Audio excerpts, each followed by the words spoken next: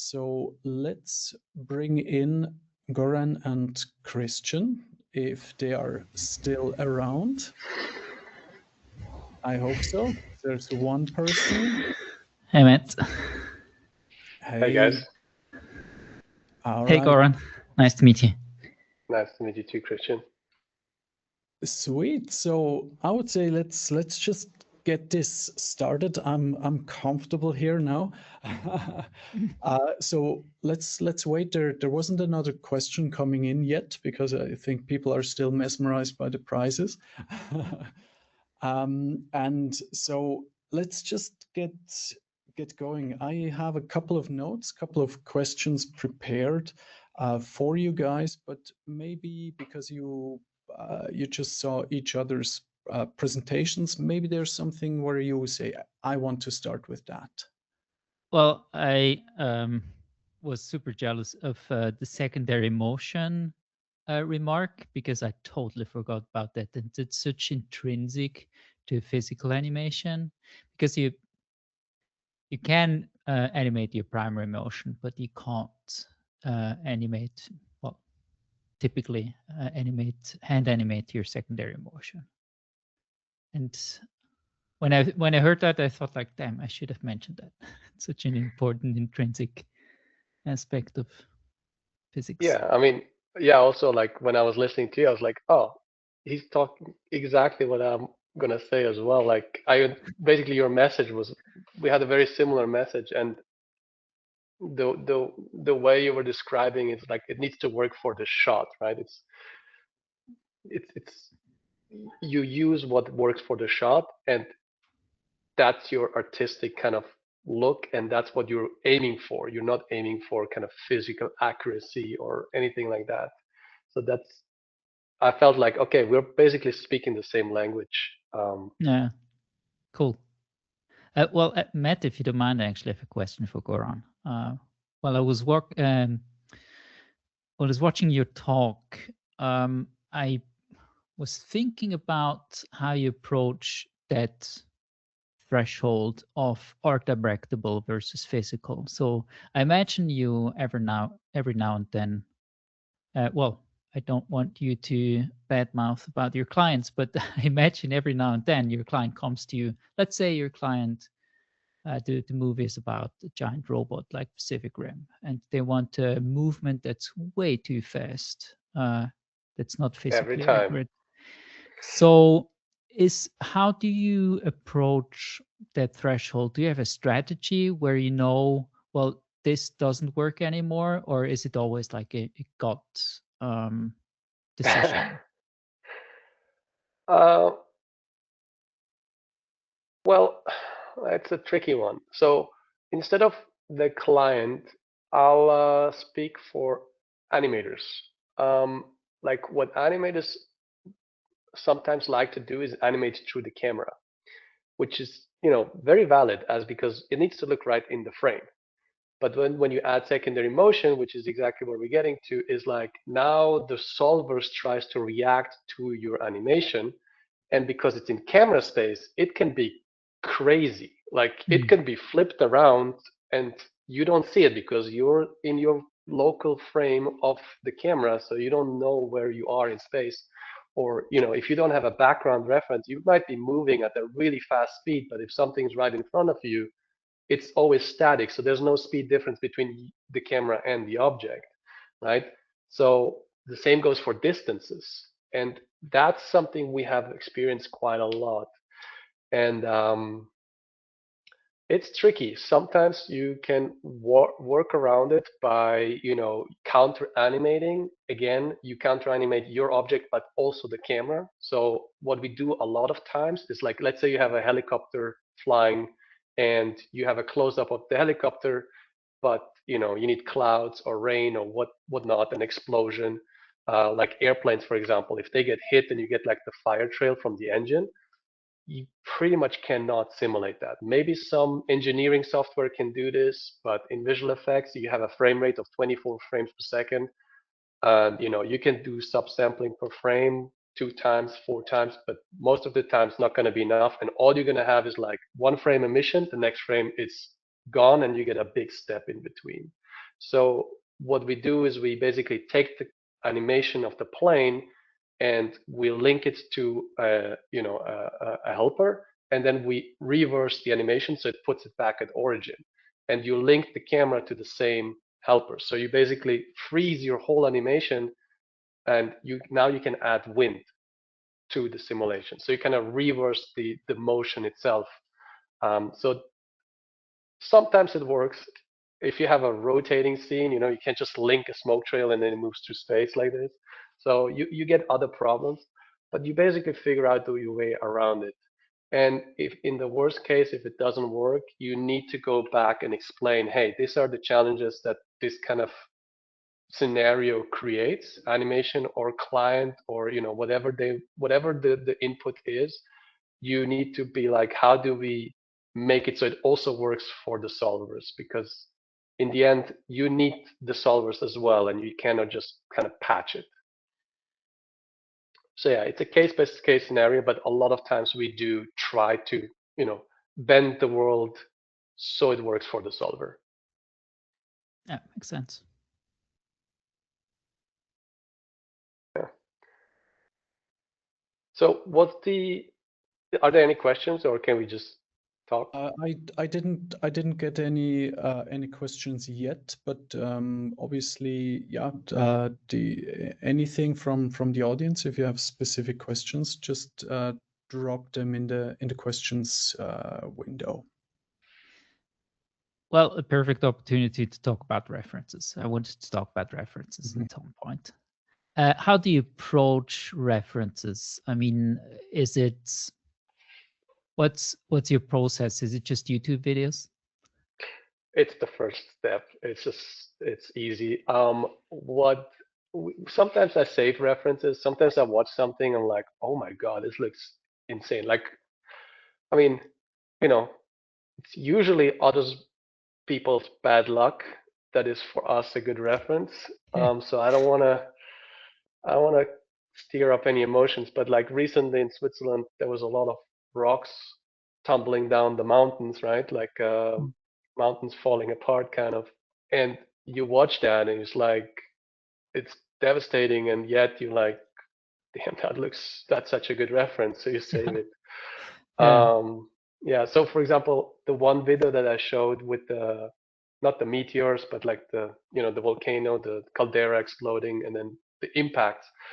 I was like, I saw recently some just rocks tumbling down a hill, and just those are rocks that are like, maybe, or boulders, let's say, like 5 meters in width. So kind of the same size, but they're not shot out into the sky and then they come down. They're just rolling down the hill, and the impacts are so energetic. It's so impactful. And that's why I chose that example, because I remembered the feeling when I first time saw it. I was like, the simulation is so damn good, and then it's just missing that one little piece. And recently I watched those boulders, and I was like, that reference, if they just had that, it would have helped a lot. I think it's also, well, that changes topic slightly, but me coming from a cinematography background, I think it's also camera angles are so very important for the amount of the size of something. Like I remember I was shooting a stone quarry at some point. We were physically there, and it was super impressive. And then I set up the camera, and it just looked tiny. Yep. Until I introduced foreground. I mean, it was super Mm-hmm. obvious, and I was kind of embarrassed that it didn't occur to me from the get-go. But still, that just reiterates how important perspective is when it comes to size and like weight of something. Yes, absolutely. Yeah, scale differences really put things into perspective. Yeah, and you're right. Like camera angles can be very boring and can be super kind of dramatic, and that's something. I mean, if you go to film school, you probably learn about them. Like I wasn't fortunate enough for that, and then I'm not. I don't feel personally very good, but sometimes I see something in a movie or something, and I'm like, oh wow, that camera angle is so good. Like I remember some specific ones, and it's just like, oh, so I try to kind of implement that again, same as a reference into our shots if we can. Yeah, for sure. It's very seldom I see a shot where I think like this looks intimidating. Like I think it's too easy because it's when you do stuff in CG, like in a total CG environment, it's too easy to put the camera anywhere. So you tend to put it like too far above most of the time. I think, well, it's a very personal opinion. And that doesn't look intimidating at all because you have the overview effect. Do you know what I mean? Absolutely. I think one of the greatest action sequences in recent history was Saving Private Ryan, the beach sequence in the very beginning, Normandy, storming Normandy, and that was basically just a handheld camera, like some guy running along soldiers, if I remember correctly. Maybe I'm wrong. Yeah, I should rewatch that. Very, Yeah. very kind of narrow angle without any filters and so on. I think nowadays that would be completely CG maybe to save some money on production, and the camera would be probably from above or have some crazy camera movement that would me personally distance me from the story, from the impact. I'm curious now. Because like it just addressed the physicality of the location, and also, let's say, moving a film camera through a set. The film camera also has a weight in itself. How does this? But I would say probably most footage of catastrophes, very similar also to Switzerland, is there also a little bit cursed with this interior bar fire that happened on New Year's Eve. So most were with all of the flames and that stuff. So most of that footage nowadays, would you say, was probably or is captured by handheld devices, let's say cell phones? Does this impact the how does this translate to real film with real film camera? Because it's a super lightweight device. Oh yeah, for sure. Is there a link that you see that, because handheld footage with a cell phone that is super shaky, maybe this switches a little bit the physicality of, or if the same footage were recorded with a digital or with a film camera, would that have an influence? Absolutely. Yeah, definitely. Well, that's where cheating comes in heavily, I believe, because what would happen in real life is most of the footage would be not shooting the stuff you want to see. It would be out of frame because the person was running or whatever.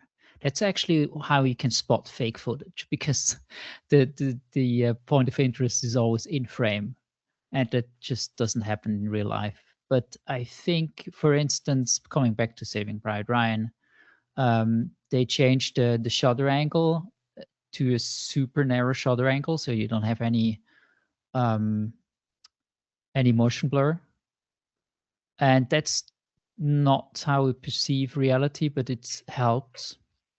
It was quite a genius stroke of genius, I think, of the DOP in that movie. I don't remember who was the DOP on that one. Yeah, I think it's artistic choice, and I don't think there's necessarily a rule to make stuff better when it comes to handheld. Yeah, I mean, there's almost no motion blur in phone footage. And you're right, it is more shaky. However, the phone does stabilize quite a lot. So I'm not sure how that affects it. But there was I think 20 years later is the new movie that was shot apparently fully on an iPhone. So Wow, I didn't know yeah, that. That's yeah. crazy. Well, that's the claim. So, but again, that doesn't mean they were just holding the phone and walking around. So they would still put it in a rig, so it's still stabilized. They were still using the old technology to swap the camera. Yeah, Reasons, that's interesting. yeah. So yeah, the lenses obviously in there and the chip, they're different than traditional cameras. Personally, I'm not very experienced. So I'm not really qualified to comment too much on that. However, one thing that we do see more and more is because we're also connected with the phones and filming and YouTube videos and GoPros and whatever, that kind of does affect just in general film making itself, like high format versus wide format. Where's the stuff that is in attention? Because it also changes our attention span and the way we look at the footage itself. So I think that sneaks into decision making of what I mentioned earlier is also like beats in a shot. So when you have a long shot, how do you keep the viewer engaged so he doesn't lose his interest? Like you need to constantly keep feeding him some little inputs that it awakens the viewer, right? So those are the things that phones and this new formats are changing quite a bit. Mhm. So by the way, I just got a question. I think one or two. Shall I'll just drop them in. We can continue otherwise with that. All right. So some Željko is writing, "Hey Goran, very impressive stuff you showed us. Just for reference, for a shot like the flash flood sequence, how many people and departments were involved in that?" So Right. that's the first question. Yeah, so we're actually a very small team. On that show, we were 15 people. Um, Departments, effects, comp, lighting, and generalist, and DMP. And yeah, we do have a pipeline dev and also some production, obviously. So it's a very kind of condensed. It's a little bit more like, in big studios, you get like very narrow functionality focus. And for us, it's a little bit wider because we are a small team. One person does more than just, one task. So I wouldn't call it lighters. I call it more generalists. Modeling and texturing kind of transitions into lighting as well. And then effects also light some certain elements. I was personally lighting as well while also doing some effects. So it's like, everybody shares more responsibilities. But yeah, fairly small team, 15 people. This is impressive for the complexity again, right? So which Yeah. is really cool. There's actually there's a second kind of part of the question. And to address the elephant in the room, AI. What Of course. When do you guys use it? And even more importantly, when not to use it? Do you want to go first, Christian? I think that one's for you as well, but it's obviously a very loaded topic at the moment because part of us is scared that we're going to lose our jobs in the very near future. But I think, again, I want to iterate that there's very little AI solutions at the moment that are actually art directable.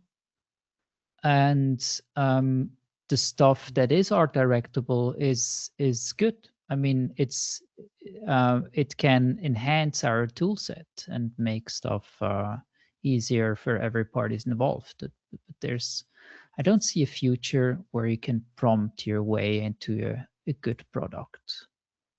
So I would keep current with AI trends, but not put too much effort into that, but rather double down on the basics. It's my take. Yeah, especially if for the image-based systems, if you cannot use the end pixels, you need to, or the final pixels, which are output, you cannot copyright them, right? There was a ruling a couple months ago in the United States that you cannot copyright that. And so that there's basically the nature of something which is copyrightable, so you can do business with it, needs to have I'm not sure what the wording was, but a significant portion of it needs to be human made. And so if you cannot produce the final pixels anyway, then you are just using, I don't know, individual tools that are, I don't know, machine learning accelerated. But stuff where you need to have the control, I need to remove exactly this car here, and then it also cannot produce white water or foam or mist or whatever, because that's still in the cache or from the previous layer of animation. It's the final pixel stuff is like the generative aspect is not usable for that, right? I have a very I'm very keen to hear Goran's take on that, boy. but I'm always afraid of that question. Yeah, me too. Well, I just wanted to mention one thing. We're all experts on judging a picture. I mean, we're all consumers of images from pretty much infancy.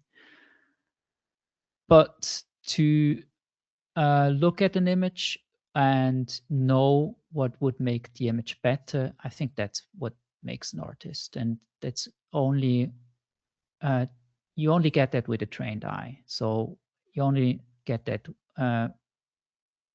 when you learn the basics. What's the rule of third? What is large, medium, small? What are complementary colors? All that stuff. But now, shut up. Yeah, I mean, yeah, you're not wrong about that. I just wonder, the more we produce, the more it has to train on. So it will always catch up with us, and it will at some point just replicate so much that, I don't know, that's how I feel about it. And also the more the content is, like I mentioned tunnel vision earlier, it's like you watch your own version over and over and over and over again. You kind of get comfortable with it. You suddenly start having blind spot for the things that don't work. And I think if we just get overloaded with even not perfect images, the quality standard just kind of slowly comes down as well, because it becomes almost like natural. Now we're comparing real world to CGI and we can see a difference. But if we're spending 12, 14 hours a day on the screen, or I don't know, 6 hours, I don't know what the new standard is, and it's generated video, and suddenly this becomes the new normal, right? And so it's really far, How many Emmerich movies? Let's go there, right? I did this thought experiment about 2 years ago. So, and I was anticipating that in 2, 3, 4 back then. So let's say in 2 or 3 years, let's say everybody that has let's say even a cell phone that can say we have a voice command and you say, hey, tonight I want to see let's say Emmerich-like movie with blue people wandering around in a forest, whatever, destruction and so on. But it should also be it should also have a romantic component, something like that. Please generate a movie for me. It's now 4 p.m. I'm going home. I want to watch the movie at 8. So do your thing. I'll be waiting at the sofa once it's done. So let's say we have this technology. It's kind of, we're at 30 seconds, or maybe 1 minute, 5-minute increment at the moment, but it's not that far to see that this could become an entire movie in a year or two. You're right. So let's say I'm going to do this 15 times. I'm going to get bored. Oh, you're gonna get bored way before we get there. Right. So even it's not about the technology. It's about the human connection. It's not, AI is not the thing. AI is, it's just going to flood more content, but because we will be on the receiving end on this this flood of content, we're going to get bored of the content. So we're going to do something else, like, I don't know, go for hikes and so on. I'm not entirely convinced that's the case. I see a scenario where we're happy with AI content. That's the scary bit, right? I mean, a lot of the cons we're pointing out right now is wishful thinking, right? Because we're scared that they're going to lose our job. So that's the scary bit. That could be totally the case, that AI is actually becoming quite good, and It's kind of nobody knows. The Matrix. It's the Matrix, right? Where you don't realize you're in whatever they were, those capsules, those cocoons, and you're just basically, you're not watching a show, you're living the show, right? Yeah. So it's possible, but I mean, possible in terms of like, possible that we are not going to get bored by it, because it figures out not just only show you visuals, but also make them really interesting to us. I don't know, but this is very philosophical, kind of into the future. Is it good or not? Like, it's more like, technically speaking, will it reach the level where you can do this, and where is it right now? How does it progress? What is useful right now and what is not? Personally, I mean, me seeing recently advertisement, it works really well, because the level, the quality bar is just not as high, or like, maybe like a comedy movie, or like something that just doesn't require crazy. I mean, I don't know if you know, there's a Sharknado. Like there's a movie where sharks are flying in a tornado, and the visual effects, they're obviously not on the highest standards, even though they're not particularly bad, but they're still, so, this kind of content, I think it's going to dominate quite a lot. Especially advertisement space. I mean, this is basically what it is, right? It's like advertising products, advertising messages, like whatever you want, it just generates it very quickly. And then if you're a talented storyteller, you can put that together in a really good, interesting clip.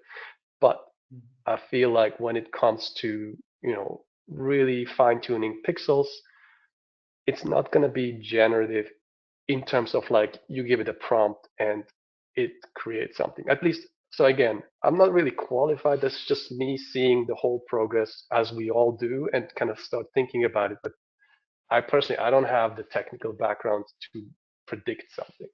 It's just, I feel like what I have seen so far where it's really successful is you give it a guide, and then it kind of applies a filter on top, like almost like an Instagram filter.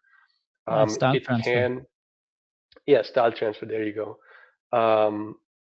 So clean out certain things. It's pretty good. It's not perfect.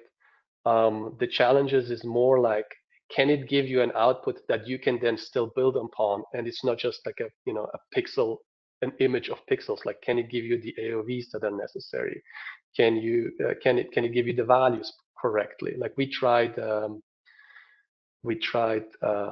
depth output from ComfUI, and we were like, oh, this looks great. And then we tried to kind of project that into an actual 3D model. So basically, we rendered the 3D model, gave it to it, tell it, give us depth of this, and then we pull that back and projected the points from the image into it. It's just totally wrong. So it's just like super skewed. So it doesn't really, Yeah. obviously it can't really do it because it's not really doing math based on formulas. It's doing some kind of approximation based on training. So can we tweak, or can it be tweaked to actually give you something that you can then build upon? And I feel like certain tools are coming out that are getting more and more powerful. The question is, again, then from a business perspective, like how viable is it? Because it's expensive to build those tools. And if, if there's not much profit to make, it might just die out the way it came, like as fast as it came. I think we need to, personally, like again, going back into the philosophical aspect, I think we need to look at where are these tools really profitable, and do we want to use those tools in those areas? And then that's a more like out of visual effects kind of area, which we shouldn't do right now. I'm just saying, I think that's where the development is more interesting because it brings higher profits. Mm. And I mean, even it should, you can interpret the fact that, for example, Sora was pulled off, or not pulled off. Basically, was basically shelved as a product because it was not financially feasible, even though technically impressive, but in the end not financially feasible, right? Yeah, but let's. So I didn't get more questions right at the moment here. So I would say let's shift a little bit again away from the AI side, and slowly. What's the time? Let me quickly check. Yeah. We should slowly wrap up anyway.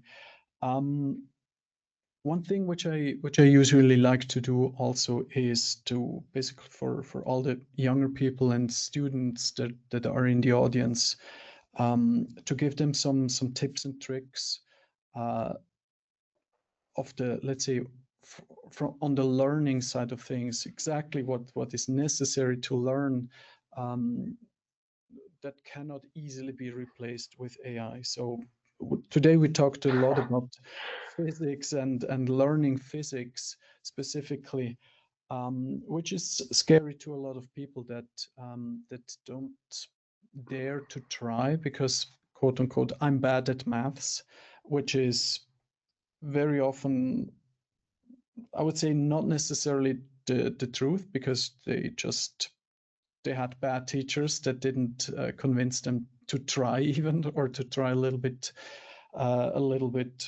with enthusiasm in the past. But so how would you, what's your, or can you give us some tips and tricks, how to challenge or how to tackle learning physics, or how did you achieve from your perspective this, or how did you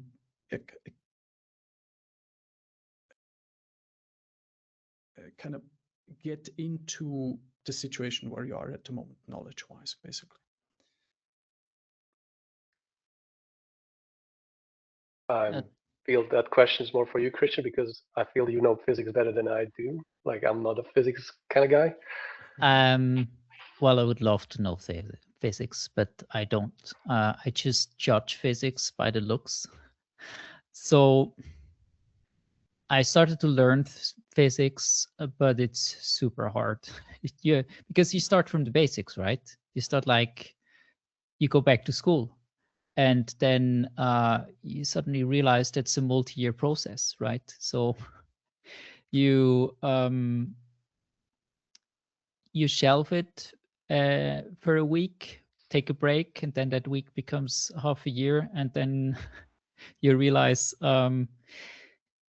I think most of us are in love with the idea of knowing physics, but to learn physics is for not for the faint of heart, I think.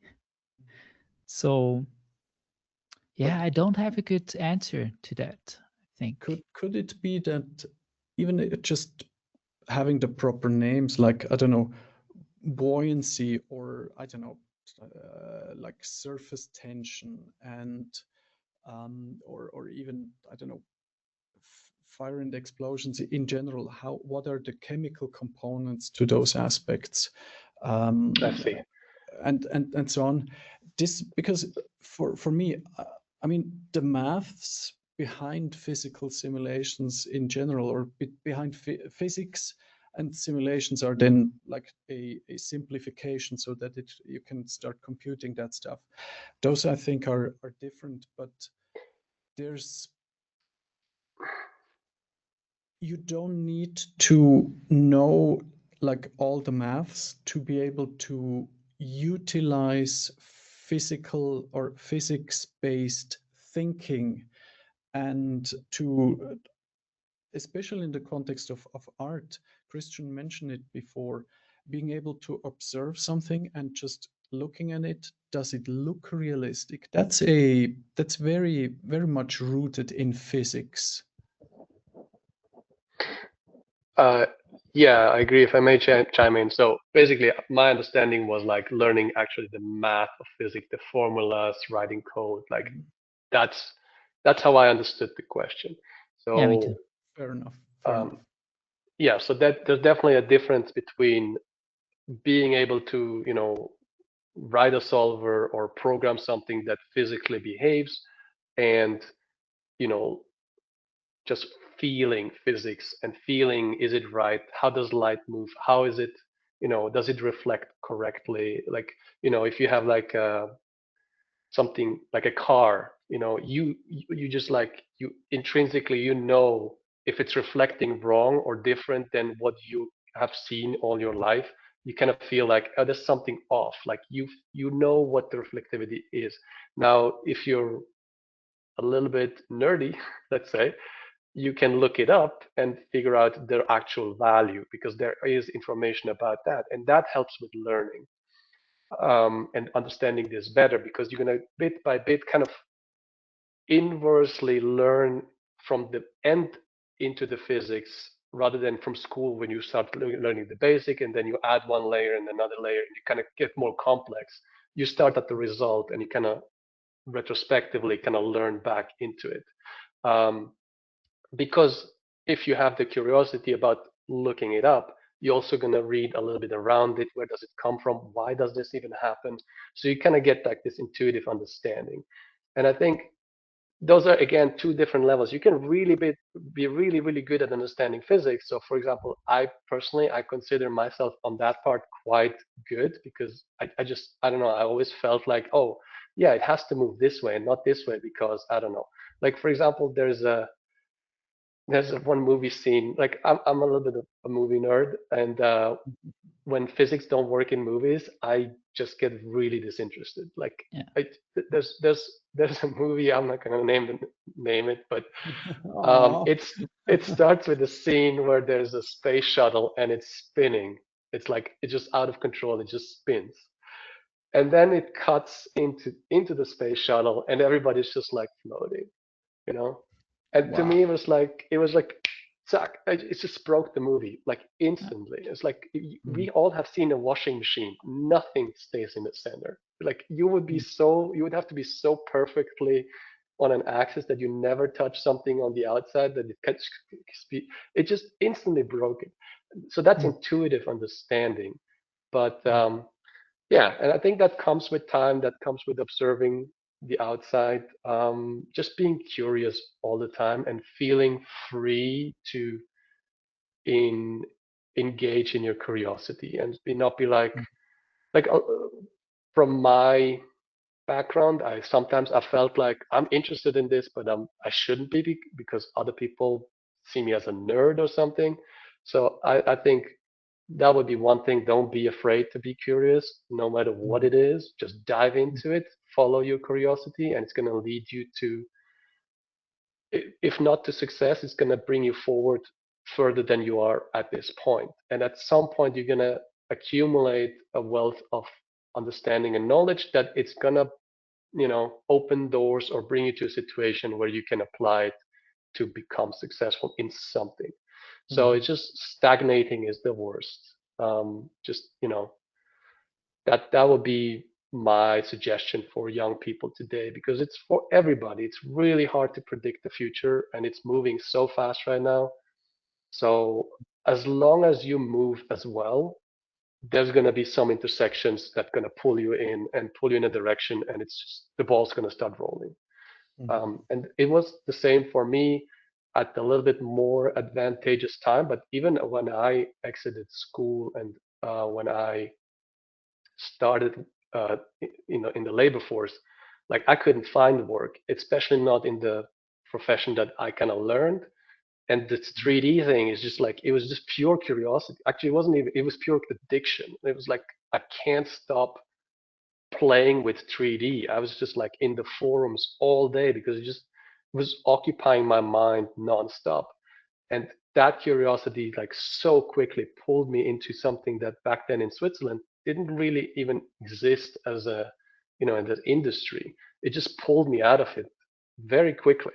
So I think that's what young people should just do, is like, hey, if nobody's moving to you, you just move wherever you want to go, and somebody's going to be there that you're going to connect with. I think that's very well put. As long as you approach physics with the level of curiosity, you can't go wrong. Surface level curiosity definitely helps with animation. Yeah.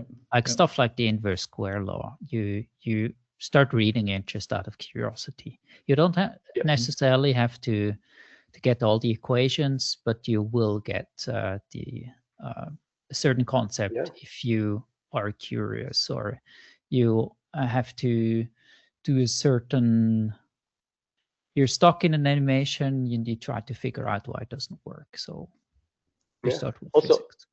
If like what was very helpful for me is like I was diving headfirst into 3D. I had zero understanding or background, and English wasn't my first language either.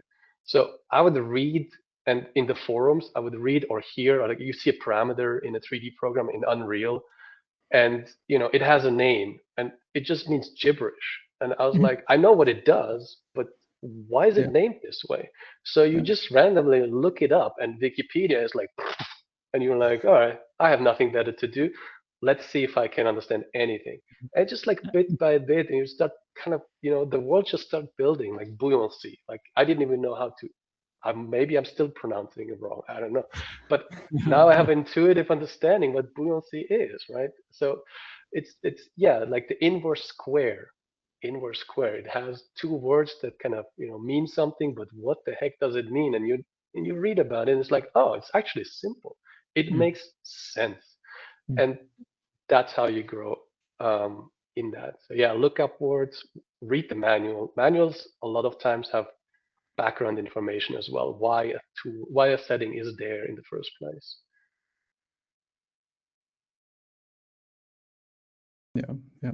Yeah, curiosity definitely is. Curiosity is really, really important.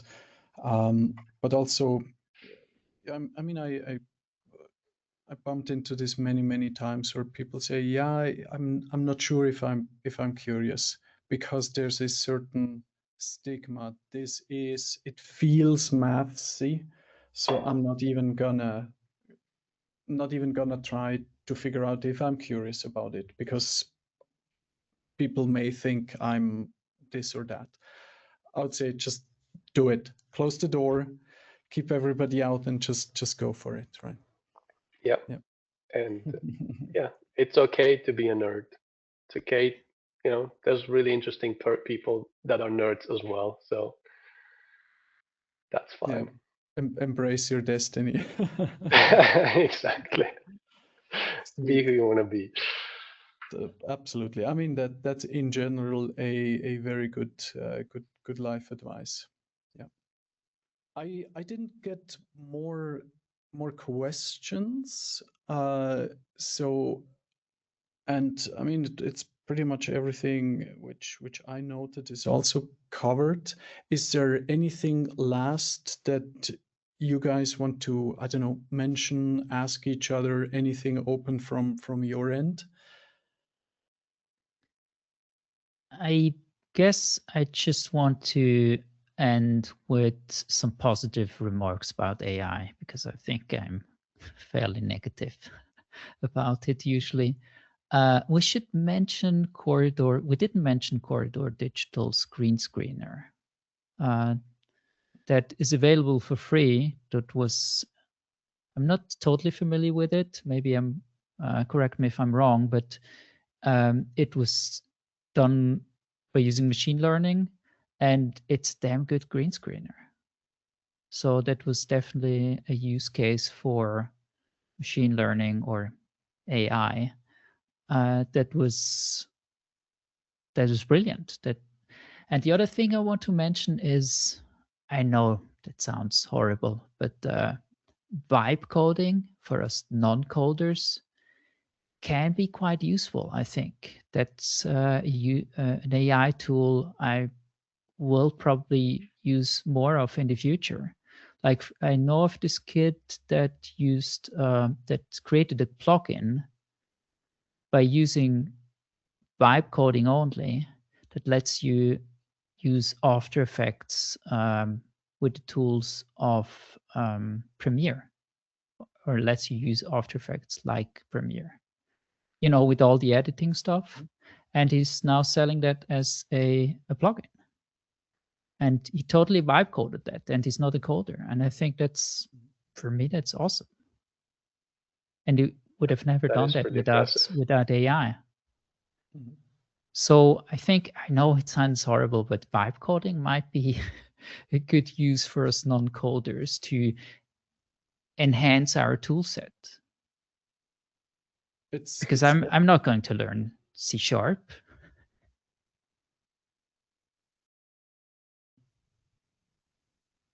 Python maybe. Something?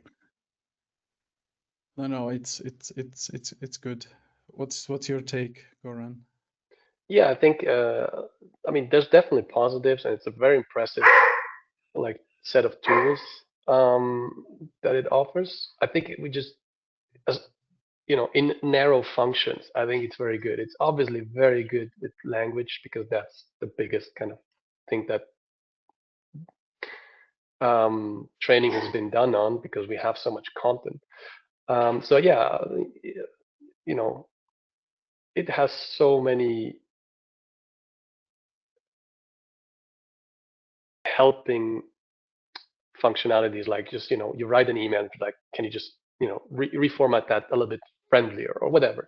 So I think we all use that part, and I think in that regard it's very good. Like, I would even pay for it if it wasn't for free. Like, I don't know why it's for free. I don't understand that part, but I think for certain functions it's really good. Like, if it can help you code, yeah, especially simpler things. I haven't tried some complex stuff.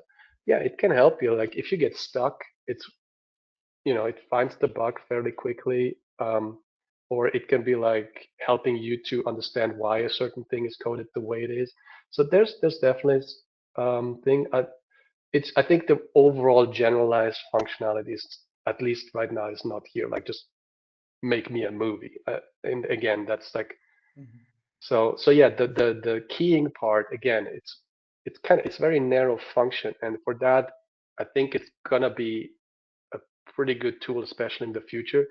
I don't know how good it is so far. The one thing it has is issues with is time consistency. So on a single frame, it's great. On another single frame, it's great. But between those two frames, there's like slight jumps. So you need to jump back in and try to fix it. But now, again, you're dealing just with pixels that have there's no roto spline that it created and then it moved. And now you can move a keyframe on that, at least from what I understand. So yeah, and I think as long as we keep those tools narrow, and as long as the developer can make some money with it, rather than it just like, everybody do it, I think that's at least traditional economy, which for me makes sense. Like, you build something that people can use, therefore I'm happy to pay it if it's useful to me. That's kind of a high note. I take it. Yeah, trying to be positive as well. Yeah. Which is good. Last thoughts from your side, Goran, in general? Oof. Yeah, I mean, I still enjoy. I think one thing I enjoy like a lot is I want to address something that Christian you just mentioned. Is like it takes time. I love that you said that. About younger people, like I think we all look back and it feels like, oh, we just exited school and then later we just had a job. It's like, no, we went through this process as well. It took time. We were being sold a narrative that is like, oh, you just grab a YouTube course on something and then you start making money. It's like that's not how it works. It just, you know, it, if you start a sport, you have to practice it over and over and over again to get good at it. There is no shortcuts. There's just no shortcuts. You just have to dive in and become good at it and figure out what works, what doesn't. So expect it to take time, and it's gonna be good.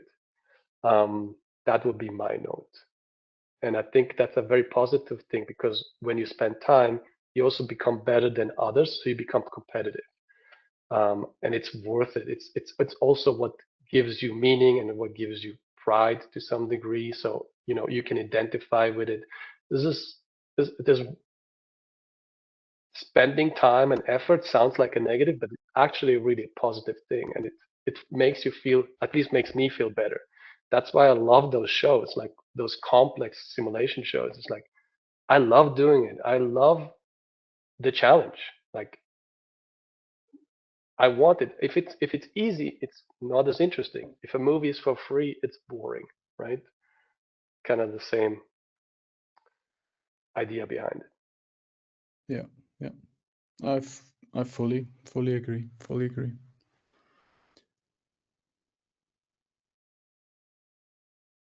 All right. I did not get another question here. Everybody agrees. So there's some clappy hands by Luis. I would say I'm gonna wrap it up here. So I just got a few last slides, which I'm gonna go through. But thanks for all of your inputs to everybody, also the people that wrote some questions, but especially also for you guys, Christian, Goran. Thank you so much. And yeah, I'll just go ahead and continue with the rest, but I would say you guys enjoy the rest of the morning or the evening. It was great to have you guys. Awesome. Thanks, Goran. Yeah, Thanks, Matt. it was great. Thanks, guys. Have a good Bye. one. Cheers. Thanks a lot. Bye bye.